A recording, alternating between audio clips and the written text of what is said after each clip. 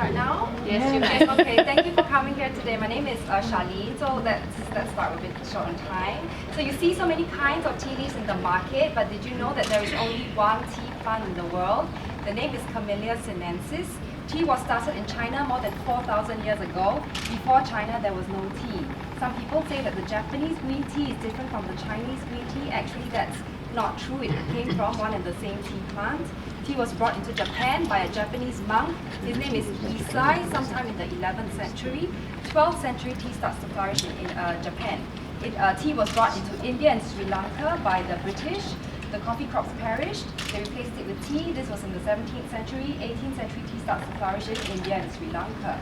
So tea appreciation is all about pure tea. We do not add any things to tea, because when you add things to tea, you change the taste of tea and it no longer becomes a good cup of tea for appreciation.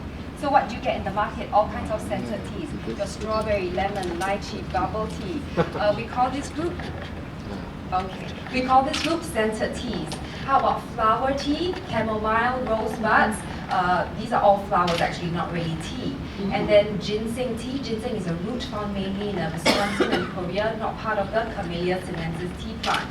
In South Africa, we have the rooibos tea. Rooibos is a different plant altogether, more like a legume family. It's more bush-like. So from one tea plant, with different processing, you get the different types of tea in the market. So I have here all the tea in the world actually in front of me, the white, green, oolong, and black. So any teas that you buy in the market, it should fall into one of these four categories. So let me just quickly show you what the tea plant looks like. This is what the Camellia sinensis tea plant looks like. This is a blown up version. So for white tea, now people often ask, how do we recognize what kind of tea we're drinking? So actually you just have to follow four simple steps. You look at the color of the leaves, the smell, the shape of the leaves, and finally the taste will confirm the sort of tea that you're drinking. I'll just hold up this. So white tea, the color of white tea, it should be as white as possible. If somebody offers you white tea and it's all black in color, what does it mean? It means that the tea has deteriorated. Tea has no expiry date actually. You can keep it 2-3 years, no problem, but over time the smell will deteriorate, the fragrance, the health benefits will all deteriorate over time. So for white tea, they only pick this part of the tea plant. So normally you only see a single shoot, and for white tea, it doesn't go through any firing. So it's the least processed of all teas, it's got the least caffeine, and it's actually the healthiest of all the teas. A lot of people know about the health benefits of green tea. What they don't realize is white tea has 3 times more polyphenols than green tea. Polyphenols is an anti-cancerous, antioxidant agent. So the reason for this is simple, it doesn't go through any firing. For green tea, they usually pick this part of the tea plant, so 1 baby leaf and 2 side leaves. Sometimes they call this the sparrow's tongue because it looks like the tongue of a bird. So for green tea, the color, it should be as green as possible. Later when you have time, please come up and take a look and smell the tea leaves. So green tea should be as green as possible, because who wants a black green tea anyway? Now oolong tea, oolong actually translates to black dragon. Why black dragon? If you look at the shape of the leaves, there's a slight curl at the end, like a tail of a dragon, which is why they call it oolong tea. The color of oolong tea will always be between green and black, so a dark green color. And usually oolong tea is quite flavorful. We'll try all these teas later. For oolong tea, usually they pick the mature leaves of the tea plant. So big leaves for oolong tea. Only 2% of tea in the world is oolong tea. It comes mainly from Fujian province in China and Taiwan and nowhere else. The people from Taiwan used to be from Fujian province in China. During the war, they went over to Taiwan. And then black tea, the color of black tea will always be black.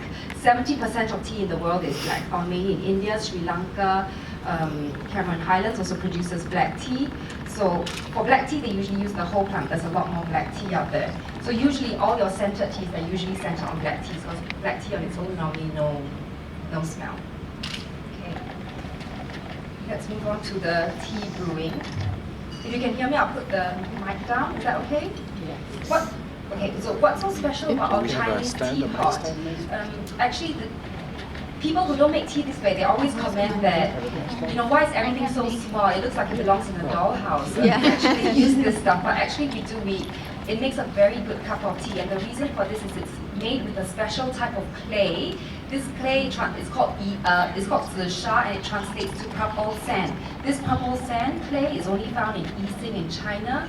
And the unique thing about this clay is its porosity. So if you look under the microscope, you see many tiny holes in the clay. So you cannot wash your teapot with soap. If you wash it with soap, soap gets in, you get a soapy cup of tea, your teapot's finished. So we only rinse it with water. Okay, so what happens? A layer will start to form if you can't wash it with soap. So this layer gets thicker and thicker by the day. Your tea gets better and better by the day. They say it comes so they don't have to put tea leaves anymore. So let's do tea now. So firstly, normally we warm the teapot and the teacups. A warm pot brings out the smell of the tea. The aroma and the fragrance is better when you warm the teapot and the teacups. We like to joke that this is the only part the British got right, warming the teapot. Adding milk and sugar, we frown upon that. And when you add milk to tea, you actually, not only does it spoil the taste of the tea, but it actually reduces the goodness of the tea. This is not said by me. We picked this up in the Times. Milking tea of its goodness. That dash of milk in the morning cup nullifies all the goodness of the tea. So drinking tea is good, but when you add milk, somehow I think the chemical changes. It reduces the goodness of the tea. And when you add, sugar, it just makes your body bigger. Doesn't need any more sugar. I'm gonna put this down for a minute. Hey Garth, remember when we went to the tea ceremony in China? Yeah. And they used a little pee-pee boy? I got one. You had, home. Yeah. no, you had two little pee-pee boys at home. Yeah, I do. And they don't It looks stop. like a lot of tea. Normally we put about 1/3 of the teapot.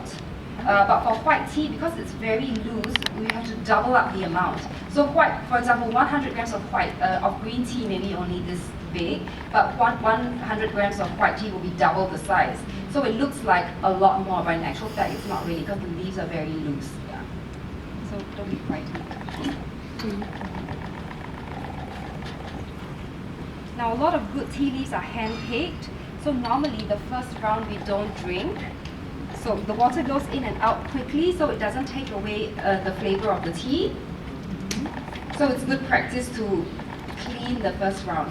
A lot of good tea leaves are hand-picked, and during processing, sometimes they put it here, they put it there, so we want to clean the leaves.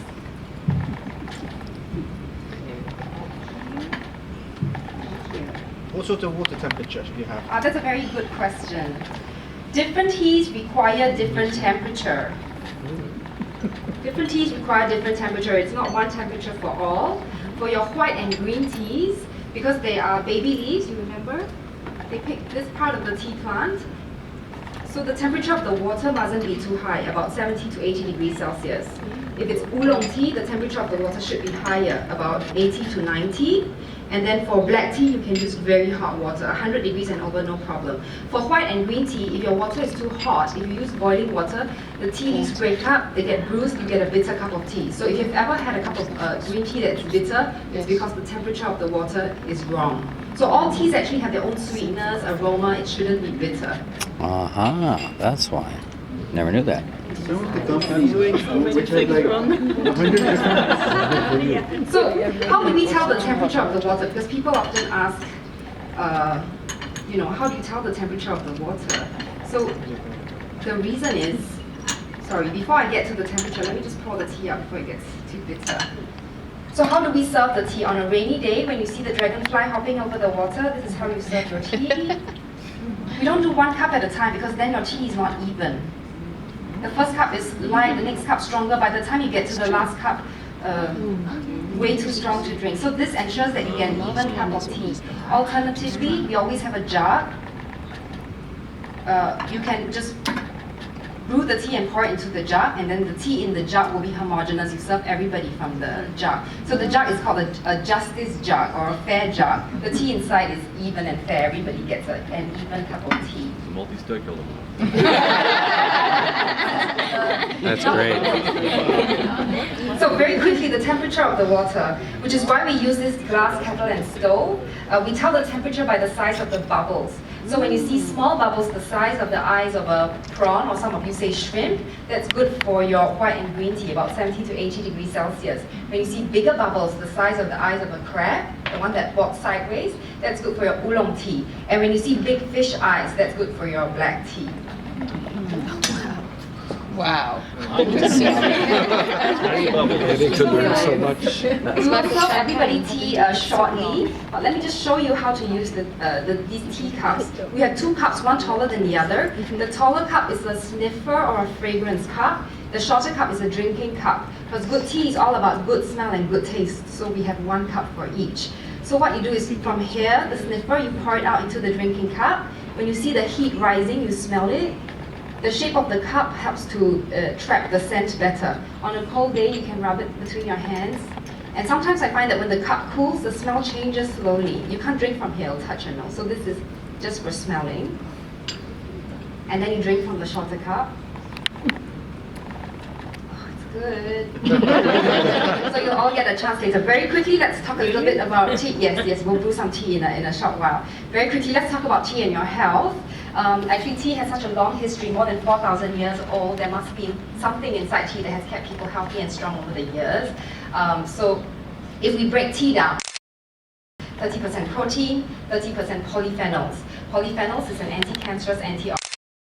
10% there's a little bit of caffeine, a little bit of tannic acid, a bit of tannin, a bit of fluoride, good for your teeth. So coffee has 5 to 10 times more caffeine than in tea. A little bit of caffeine, perfectly okay. 1 or 2 cups of coffee per day, I think that's okay. But for people who love coffee, 4 to 8 cups of coffee per day is not uncommon. And when you drink so much coffee every day, 20, 30 years, it could take a toll on your health. There's a few researches done on tea, and I'd like to share a few with you. There was a Dutch study done on 552 men over 25 years.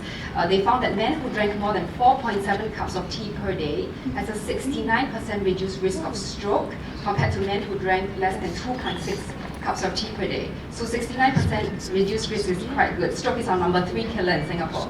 First is cancer, second heart attack, and then stroke is the number 3 killer.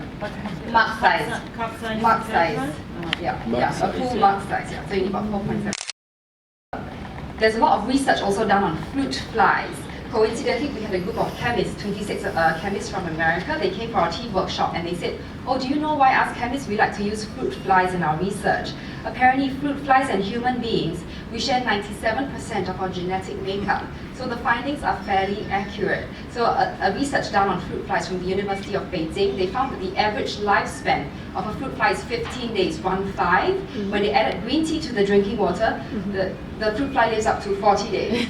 So, for human beings, 70 or 80 years, multiplied by 2.5 times, you can actually live up to quite a ripe old age. And it's okay to live long if you're healthy, but if you're not, then 200 is a bit too old. Okay, that's one final one for the closing. Have you all heard of the French paradox?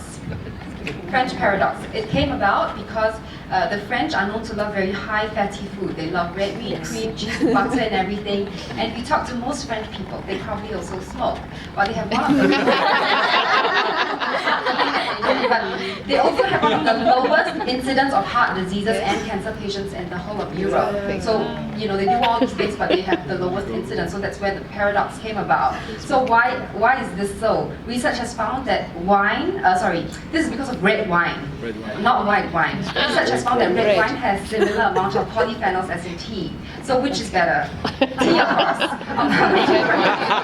Let me share with you why we think tea is better. Firstly, you can't be drinking wine the whole day, you get drunk, nothing works for you. You try to do business with the Japanese, they're drinking tea the whole day, their minds are very refreshed.